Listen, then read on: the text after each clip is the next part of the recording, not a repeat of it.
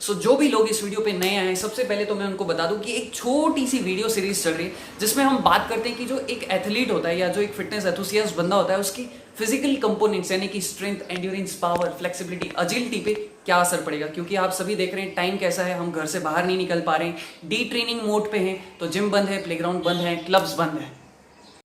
पिछली वीडियो पे हमने बात की थी कि अगर आप ट्रेनिंग कर रहे हैं, नहीं कर रहे हैं या कभी कभार ट्रेनिंग कर रहे हैं तो आपकी स्ट्रेंथ पे क्या असर पड़ेगा। अगर आप वो वीडियो देखना चाहें तो नीचे लिंक में दी हुई है।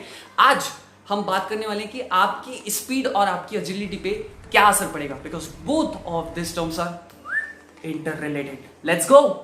स्टार्टिंग द वीडियो मैं आप लोगों को एक चीज बताना चाहता हूं कि जो कुछ भी मैं चीज आप लोगों को बता रहा हूं, जो भी चीजें मैं आप लोगों को बता रहा हूं, आज जो हम एजिलिटी और स्पीड की बात करने वाले, तो मैंने बहुत सारी रिसर्च पढ़ी और बहुत सारे एक्सपेरिमेंट पढ़े। उनको पढ़ने के बाद उनका जो कंक्लूजन है, बेस्ट एवर कंक्लूजन, वो मैं आपके सामने रख रहा हूं।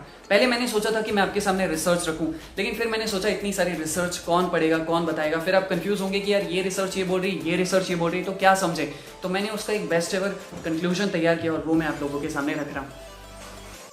सबसे पहले हम बात करेंगे स्पीड की कि स्पीड होती क्या। स्पीड का नाम सुनते ही ना मेरे दिमाग में सबसे पहले एक फॉर्मूला आता है। आई एम श्योर कि आपके दिमाग में भी वो फॉर्मूला आया होगा, speed is equal to distance upon time.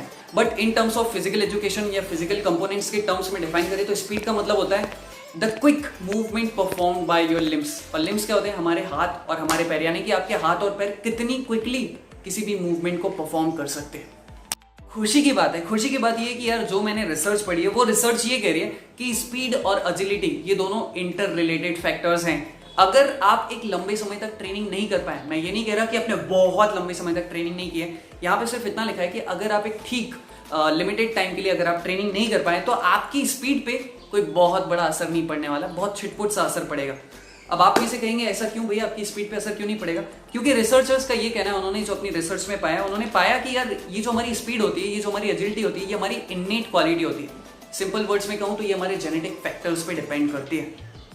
अब आप में से बहुत सारे लोग यार हमसे क्वेश्चन कर सकते हैं कि अगर ये हमारी इननेट क्वालिटी है, इसका मतलब क्या हम अपनी स्पीड एक लिमिट के बाद डेवलप नहीं कर सकते? देखिए ऐसा कुछ भी नहीं होता है। हमें पता है क्या कि हमारी ह्यूमन बॉडी की लिमिट क्या है? नहीं पता। भगवान की बनाई हुई या नेचर का बनाया हुआ ये सबसे अनमोल चीज़ है और इसकी क्या लिमिटेशन है हमको कुछ नहीं पता। सो आप सिर्फ ट्रेनिंग करते रहिए, डेफिनेटली आपकी स्पीड, जो भी चीज़ आप सोच रहे हैं वो आपका फैक्टर वो बढ़ जाएगा। सो टेंशन लेने वाली कोई बात नहीं है। और वैसे भी जब बात हो रही है स्पीड की तो मैं आप लोगों को एक और चीज़ बता दूं। आपने अगर एक स्प्रिंटर देखा होगा, वर्ल्ड के टॉप क्लास स्प्रिंटर्स को आप देख लीजिए, वो अपनी स्पीड पे ज़्यादा वर्क नहीं करते, वो अपने पोस्चर पे वर्क करते हैं, वो अपनी स्किल पे वर्क करते हैं और वो अपनी एफिशिएंसी पे वर्क करते हैं। सो फाइनली कहने का मतलब ये है कि अगर आप एक एथलीट है, अगर आप एक फिटनेस एंथुसियास्ट है, बहुत लंबे समय तक अगर आप ट्रेनिंग नहीं कर पाए तो जब आप ट्रैक पे उतरेंगे तो आपकी स्पीड पे कोई खास असर नहीं पड़ा होगा। ऑलराइट, खुश रहिए, खुशियां मनाइए। I wish you a very healthy life.